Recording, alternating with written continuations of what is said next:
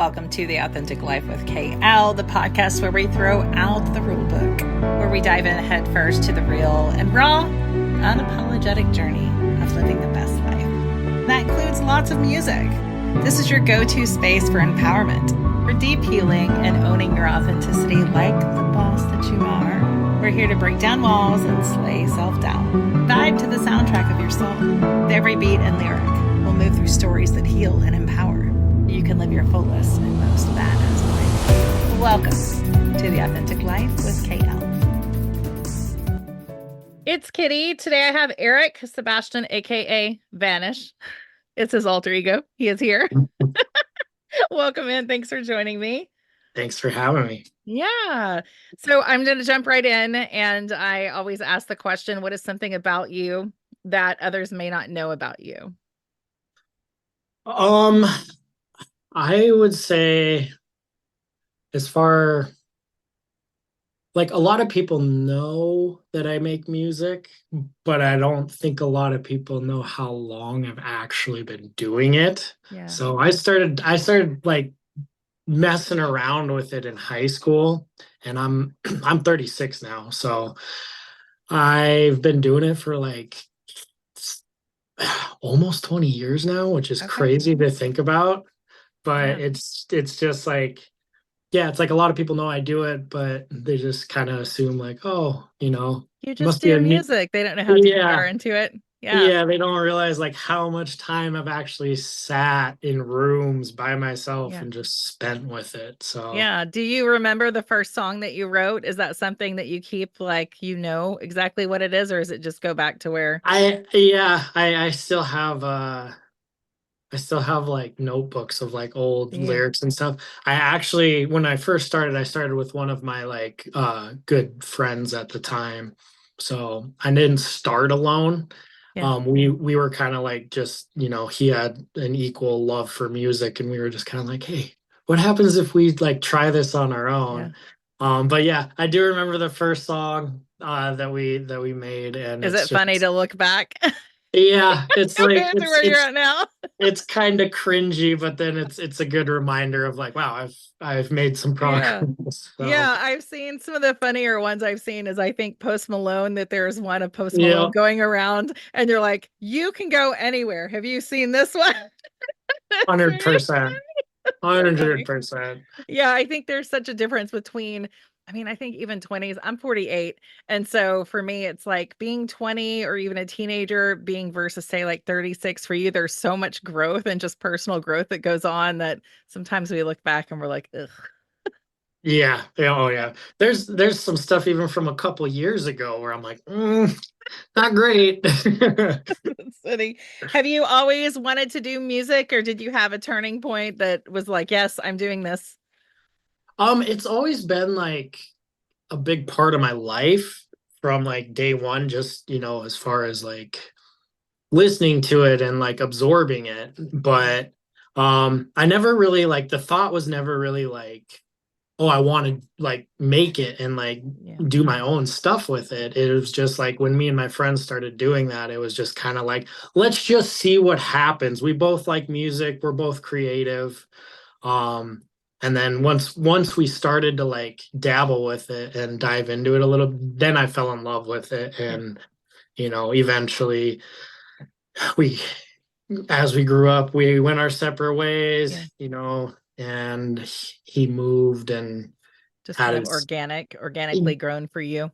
Yeah. And I was just like, I'm going to keep going with it. And, I didn't really start taking it serious and treating it like a serious thing until I would say probably around when COVID started, because we were all locked up and, I was like, what else am I going to do? I hear that so much with just the few, I think this is episode 14 or 15, and I've been around the music scene for a while with a lot of friends in the industry, but the new people that I've met, it's always been like at COVID is when I really started on just whether it be like go from touring to doing it just yourself, or just a turning point for you to really go forward.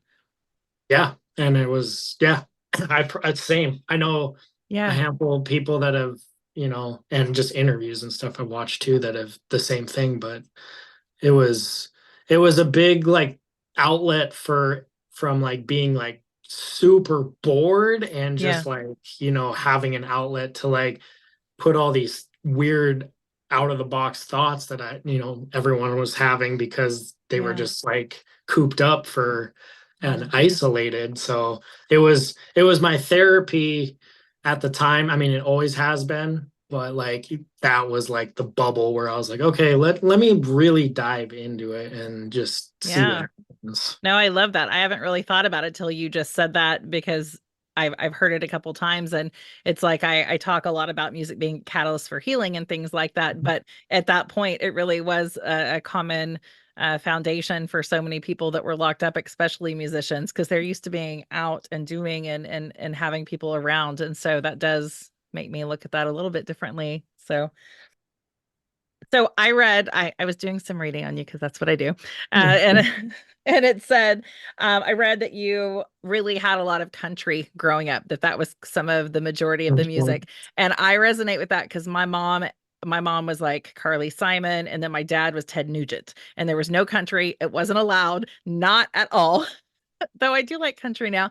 But can you tell me what it was like whenever you finally realized there was something different that you could actually that you clicked with? I remember the exact moment, honestly. So just like the way a lot of my parents both come from big families. So I have lots of aunts, uncles, and cousins. And a lot of them were farmers, ranchers, just that kind of lifestyle on top of being, like the older generation. Sure. So nothing was ever like forced on me, but it's just like that's what I grew up around hearing Yeah. most common, That's probably. what we do. That's what we do. Yeah. So, and I never, there was just something about it. I was like, I could never just vibe with it. Hmm. And then I have an older sister, and I remember sneaking into her room one day and just flipping through her CDs, and I found a Tupac CD. Yeah. And I was like, "What is this?" And I like snuck it out of her room, put it in my CD player, and just listened to it. And the second that first song came on, I was just like, "I don't know what this is, but this is it. Like I I love love this." it. And then ever since then, I've been in, and I listen to everything. I really do. Country's just my one of my least favorites, and nothing against it. Like Sure. there's very very talented people in that genre. It's just not Yeah. my cup of tea. Yeah. And it's not even really, I mean, now it's not even country, really. It's like kind of rock kind of country. Yeah, Like it's it's like not they're like the old country, but still it's definitely not something that everybody can connect to. yeah, 100%. There's so many like hybrid versions of every genre of Yeah. music nowadays that it's like it's hard to keep up, It honestly. is. It is. Do you have a favorite, I guess, music being a catalyst for healing? We talk about this so much, but just kind of being that soundtrack of our life. Do you have specific artists that as you grew up that they really impacted you through like their lyrics or their music? Yeah, I mean, Tupac will always be my number one just because like that is what Yeah. introduced me to everything. Um As far as like that, I mean, like it's a big spectrum for me. Like I feel like I have so many different artists that have like a few songs that like have that effect on me. Sure. Um as far as like who I listen to, like my top five, I'll just give you my top five. Okay. It's the easiest way to do it. And I hate doing this at the same time though, because everyone's like, "Oh, I can't believe you didn't put so and so in there," Yeah, and I'm no, I just get like, that. it's my list. Calm down. I like who I like. So Tupac's number one, Eminem's second, Tech Nine, Mm, Nas, and not a lot of people know this one. There's a group called Swollen Members that are from Canada, okay. and I'm a lyrical person, That's I am so too. yeah. So like all those guys are in my list mainly for their lyrics and the depth of what they make. Yeah. I listen to all the other like trap club banger stuff too. Like that Mm, stuff's fun and I love it. but I don't resonate with it like I do Yeah. the more like layered Yeah. music. What I love about Tupac is that when he gets on stage or when he got on stage, that he was so, I think, abrupt and very direct with lyrics and things like that, and comes across as being very um not gentle. But for me, when I look at him, like Yeah. looked at him, he was just a more quiet, gentle soul behind the scenes, it seems like. And so it's always interesting. You talked a little bit about the alter ego, and it's like it is like sometimes it is like that. And that is one thing that I always loved about him, because you get the music and it can be all kinds of all over the place, but behind the scenes, it doesn't appear that he was always that way. Yeah, 100%. Yeah. 100%. And it's I appreciate artists like that who like they're they're not hiding anything, Yeah. like yeah, they have the alter ego, but that's not like, you see some artists nowadays where like you meet them in person or you see them in person and they are completely different. Yeah. There's a complete disconnect from their artist and what they Yeah. do on stage and their human being. Yeah. Yeah. So I appreciate the more down to earth people, I guess, I who do it's like, too. there's always going to be a little bit of variance Yeah, in I that think there area. has to be whenever you jump up. I mean, I can't imagine one of my friends, I just did the podcast with him, Adrian from Otherwise, and on stage he reminds me of like the mummy guy where he's like, "Whoa," but then he's like so like gentle and quiet and kind and all those things, and it's all still the same person, but I think it takes something special to get up there and do that. Yeah, So, yeah. There's just a switch that goes off, and it's like, all yeah. right, I'm this person now for a little bit. Yeah. How do you feel? I can ask, I'm going to ask this because my son, it was very much, especially as a teenager, into Eminem. I would allow him and I would help him write Eminem lyrics on his walls just because that was his thing. Like, how do you view the progression of him? Because there's so many different opinions on the changes that he's done, especially the current ones. 100%. I mean, he's the master of having split identities Right. and like, I mean, like Slim Shady and Eminem are both platinum artists and they're completely different people. Right. So, Yeah. um, I mean, like Slim Shady is obviously the more like abrasive, like Mhm. outlandish, artist, Right. and Right. like Right. I personally like sober Eminem, Mm. just because it's his stuff does hit deeper. Like he's still off the wall with some stuff like his newest album, but he seems sharper and clearer and as like a human being, Mhm. like I like to see my heroes thrive because I was Oh like, I gosh. want I want you to do this forever, dude. Like Right. don't ever stop. And if you're on drugs or you're, suffering from mental illness or you're just in these rabbit holes, a lot of people don't come, some of the most talented Yeah. people in the world haven't come back from that, and it's Yeah. it's a shame. And So it's so I'm easy to fall into it, especially in Mhm. the music industry. That's just something that is going to be, and I don't know if it's more prevalent in the music industry. It's just everybody's eyes are on you, Yeah, and so everybody's eyes are on you to make any mistake, and then you can't recover from it very easy.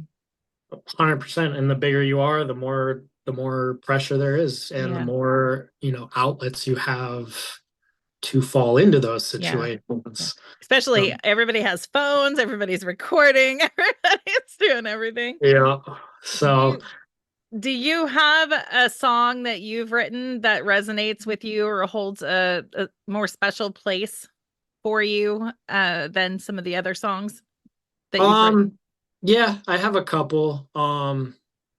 Just I feel like the harder songs that I had to write that were just harder to get out of me, were the ones that resonate more just because it came from a much more emotional place.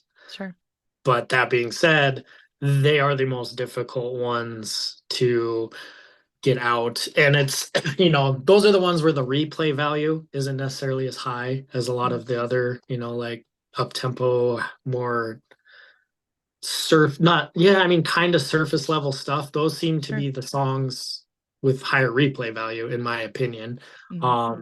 But the more emotional stuff is the stuff that tends to like just hit a different chord, Yeah. So, Yeah. um, and everything I've made in the last like 2 years for me personally is it's everything I've made within like the last 2 year pocket has resonated with me more just because I'm improving, I'm figuring more stuff out.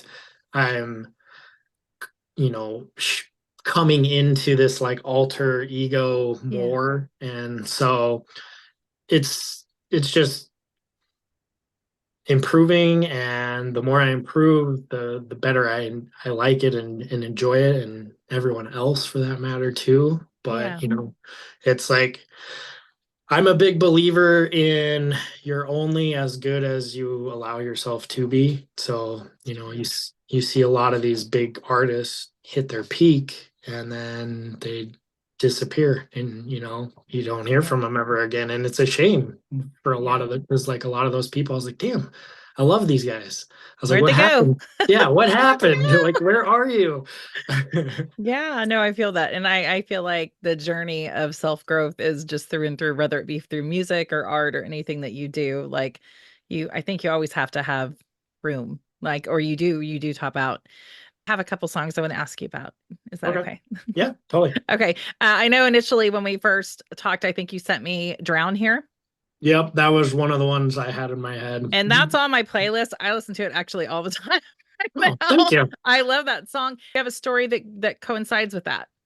It was, yeah, I mean, most of it, it's kind of like bits and pieces just from like hard times in my life in general. Hmm. But the catalyst to the whole thing was I was like early 20s. I'm thinking I was like 23, 24, somewhere in there. But I was in a relationship and just terrible, toxic, brought Yeah. me the person that I was with at the time, very manipulative, and just drug me down into this hole and this depression that I had never seen before, didn't Mm. know how to handle it.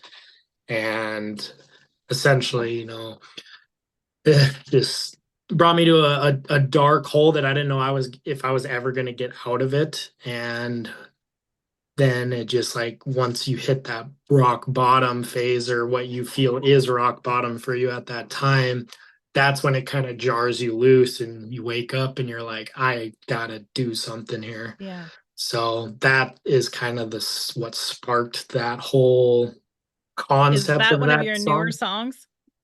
Yeah, that came out last year, I Okay. believe. I was like, I So think it resonates on so many different levels. I know a lot of people that struggle with mental health as well, mhm. and suicidal thoughts, and a lot of people I know struggle with addiction. And so when I hear that song, it's like when people hit that bottom, and it could be of many different, things, but I think that song resonates. I think that's why it resonated with me, because I see that a lot from people.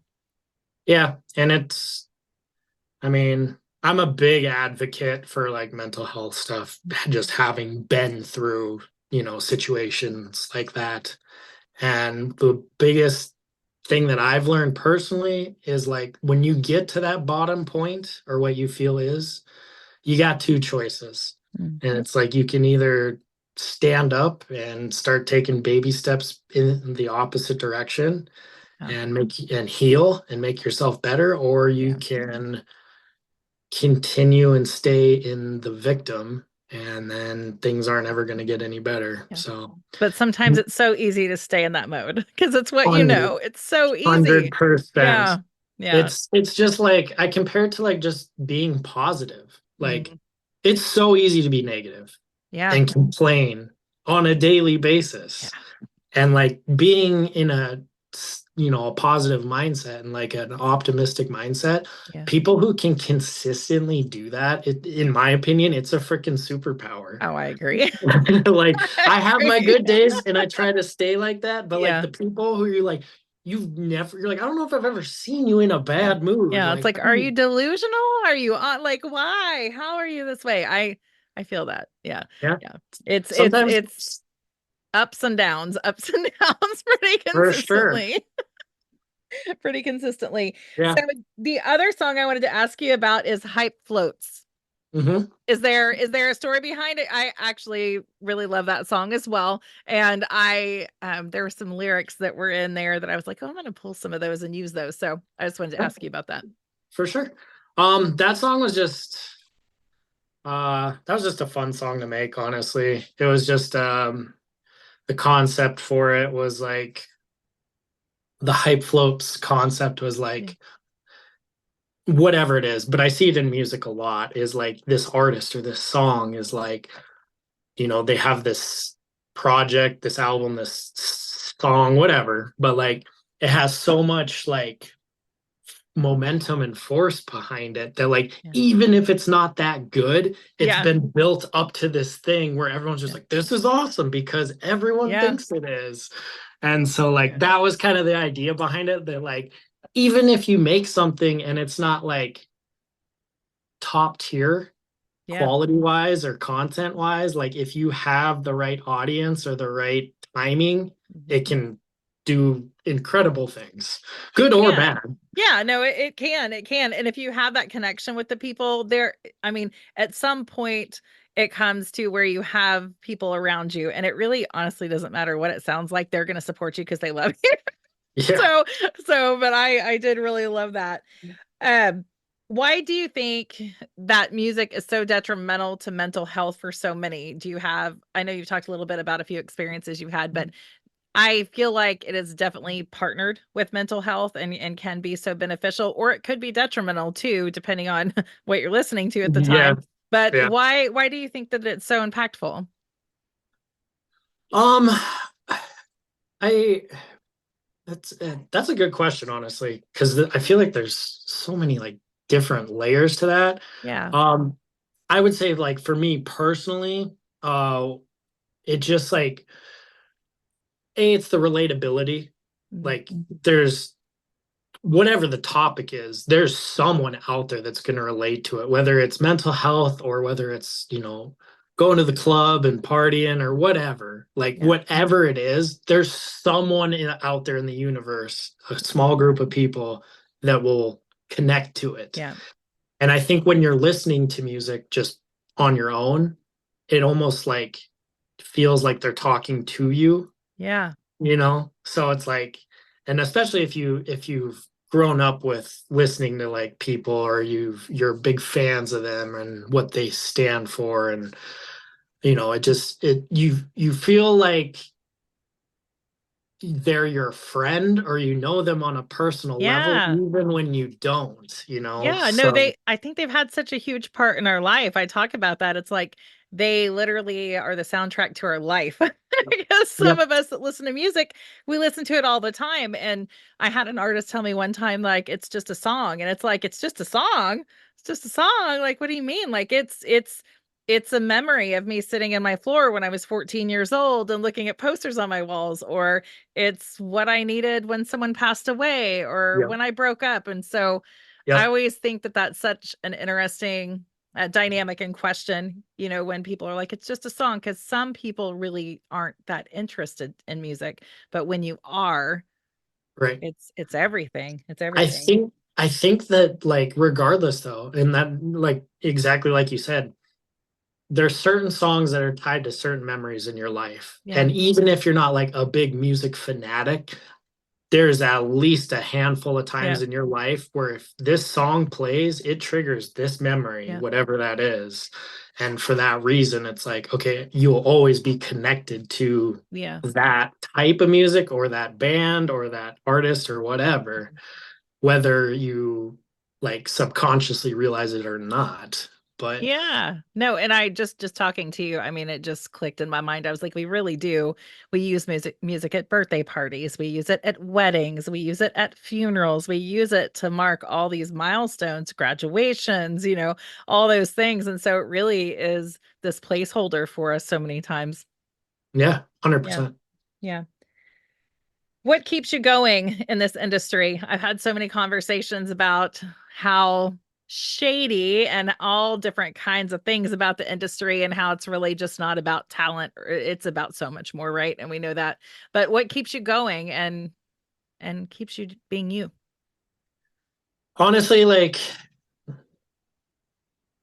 I just it's my therapist. That is Yeah. the number one thing. And it keeps me I feel like it keeps me sharp. It keeps me witty and creative Yeah. because it's music is one of the only things as a whole that I've never been bored with Mhm. because there's so much and like you can never learn everything. Like I'm Yeah. constantly learning, I'm constantly figuring things out. And I'm like, what's this do? Like I taught myself to make music just by like literally getting like my program on my computer and Yeah. just pushing buttons. And I'm like, what's this do? What's this do? Yeah. What's And this you can do? do that now, right? You don't have to Yeah, have a big production. You can just do whatever you want. right. And it's yeah, like the way the industry is nowadays, like Mhm. yeah, if your eyes are open to it, there's some weird, shady stuff that goes on. But on the flip side of that, with how technology and like companies like like distributing companies and all that, you don't have to like be a victim to any of that either. Yeah. So like independent artists, like yeah, it's harder to gain traction and become this big like superstar Mhm. in the industry, but it's definitely possible. I mean, look at all the guys right now who have done it, Yeah. and Social media is really yep. played such a role because beforehand I mean, you look back, I come from the 80s era, and so you have all these hair bands that did all these buses, all these tour things, all this crazy stuff, and now it could be as simple as you post a video on YouTube and bam, it just kind of depends on who catches you at the right moment. Yep. And I'm like, I'm on the fence with all of that because it's like I would not have social media if I didn't need it. Right. But it's like, and I literally only use it for music Do you? purposes, like just to market and get eyeballs. And yeah, it's one of the most effective tools for like Yeah. gaining traction. So I use it as a tool, not so much for pleasure. You know, Yeah. every now and then I'll sit there and doom scroll, but for the most part, I'm Doom just like, scrollings. I ugh. use that word a lot. I Yeah. teach a lot. I talk a lot about grief and help people through grief and just trauma and just living your best life and how music intertwines with all of that. And I can say I was very against TikTok and all those things, but now I have found myself over there with a group of people that I just wouldn't want to live without. And I just actually got back from a retreat that I hosted that all those people came. And so I was like, I have seen some really great things from it, but there are some terrible things from it as Yeah, well. So for sure. it's a time sucking machine if you're not careful. It's just how you use it. Mm. Like, like I and I end up loving TikTok. I Hmm. told myself for the longest Yeah, time, I was like, I'm not gonna get it. right. I'm not gonna do it. It's And then bad. and then I finally caved in. But Yeah. that being said, the algorithm on that is amazing in the sense of like I've learned so much useful practical stuff from that app than I ever did in like my past 30 years of existence. Yeah. And I'm like, what? I was like, how has no one told me this? Yeah. So it's like if you let it be a tool, Yeah. it's very useful and you can learn a lot from it. But unfortunately, that's a very small percentage of Yeah. people. Those rabbit Instead, holes are deep on on TikTok. exactly. I'm like Instead, you're sitting there, aliens in the ocean and it's yeah, it's cat just forever. videos, like whatever. Yeah. So, and I feel like that's all social media, to be honest. Yeah. But it's just like it can either be super, super toxic or it can be a tool. And Yeah. how you choose to use it, that's how it'll play Yeah. out. Like with So, everything, I guess. I think that's fair just with anything that we have in excess. yeah. What is coming up for you? Do you have any new music coming out? Do you have any I plans? I just released an album like a little over a week ago. I only put it on my website and my Bandcamp though. So this one's direct to consumer just because how streaming Mhm. is getting bad and it does not pay No, it doesn't. at all unless you have the volume, Yeah. So and the way everything's going, honestly, I do a lot of like research in that area just to see how like the market itself is like the Mhm. trends and stuff. And the days of buying CDs and vinyls and all that stuff, it's coming back around to that. And Yeah. it's like it's a perfect example of history repeats itself Yeah. in some way. Yeah. So this is the first album project that I've done where I'm like, okay, I'm just gonna put it on my website and my Bandcamp and see what happens. It's a lot of it's been trial and error so far, just to be like, okay, this works, so I'll keep that for next time. This, not so much. Yeah. But eventually I will release it onto streaming, but it'll just be clips of each song. It's not going to be the Nice. full song. That So, I mean that something has to happen when it comes to the finances and things like that with the music because right. I've been around bands that are touring and things like that and you don't make any money unless you're a huge venue. You just make very little and then ticket sales, things like that don't make that much. The only way that you make money is the merchandise and no one buys that anymore because it's free. So Yeah, it's very hard. exactly. And Yeah. I worked hard on this album that I just released, and I was like, I don't want to water down the value of this project Yeah. by just giving it away. Yep. Yep. So, and then on top of that, you don't need the like crazy like volume of people, like you get 100 people at a $10 album, there's Yeah. $1,000. Yeah. To hit that on streaming, you would need like, I think it's like 200,000 streams to make a Yeah. So thousand like two dollars. cents or something like that per stream once you get, yeah, it's Yeah, very, very small. yeah. So like, unless you're like one of the big like Eminem's, Taylor Swift's, Drake's, It's just residual for that. yeah, where Yeah. you have tens of millions of streams, Yeah. that's the only way that the financial side of streaming is beneficial, honestly. So Yeah. Yeah. it, Well, it where can everybody find this? I know you said on your website. What is your website? it's super easy. It's just VNSH music.com. Okay. And then it's on my Bandcamp as well, which is vanish.bandcamp.com. So those are the two places that project I just released are available, Okay. at least for the time being. And then, like I said, in a couple weeks, I'll release it onto streaming, but it's only going to be like a minute of each song. Nice. And the strategy behind that is like I still get the streaming money that way, but also if it Come buy might it. yeah, it might convert Yeah. even if I convert, like a couple out of Yeah. every 100 people, it's still in the back end going to be more lucrative Yeah. for me than just the streaming. Yeah. And most of the time, if they find you and they buy your CD, they'll probably buy another CD because you've Exactly. created that connection to where they're going to support you Yeah, no matter it what, no helps matter it what. helps weed out the real fans from Yeah. the like I'm just passing through. Yeah. Which Yeah. I No. appreciate anyone who has ever listened to anything of mine. Yes. But like, yeah, the repeat fans and customers and like your loyal group, Yeah.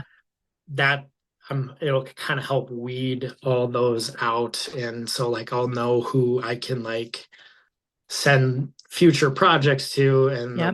they'll be on board. So Yeah, no, I use that a lot for like analytical things, but also like who am I going to I do a lot of give back. So if I'm going to give something back, I'm going to give back someone, to someone that has supported me through and through as well. So there's so many different ways to use that. I love to end the podcast with this question. If someone were to come to you and say that they were struggling, or maybe they don't even talk because you can just tell that they're at a very low time in their life, what are some words of wisdom or advice that you would give to them? just don't give up. Like no matter how bad things seem or are, the only way that like you 100% will never come back from anything is if you give up. Yeah. And it doesn't have to like, just little steps. Sometimes like when you're coming back from like trauma or like the loss of like someone important in your life or, like suicidal thoughts, whatever it is. Mm-hmm. If you give up, it's over no matter what. Yeah. And then the other thing is don't look at the big picture. Just what's the next step? Because the big picture is overwhelming. Oh And gosh. it's gonna be, yeah. And that's just on a day-to-day basis Yeah, that's a sometimes. spiral thought. It just keeps going and going. Yeah. So it's just Yeah. like break it down into chunks and be like, what's the next thing I need to do to take a step forward? Focus on that. And then when you figure that out, all right, what's the next thing?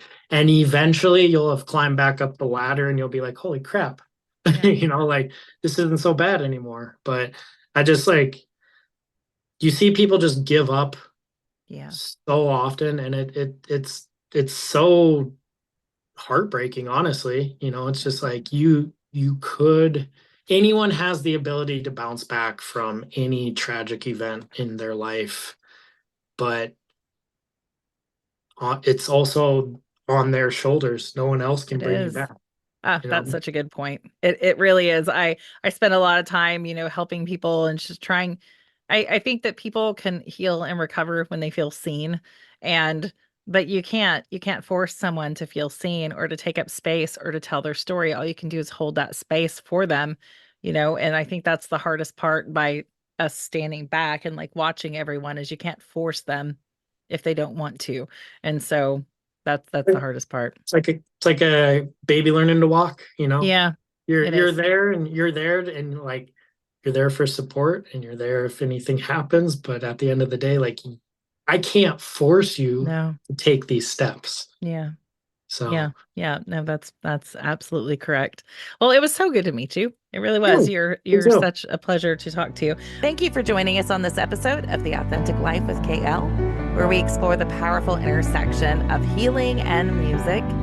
If you enjoyed today's episode, please give a follow and share with your friends.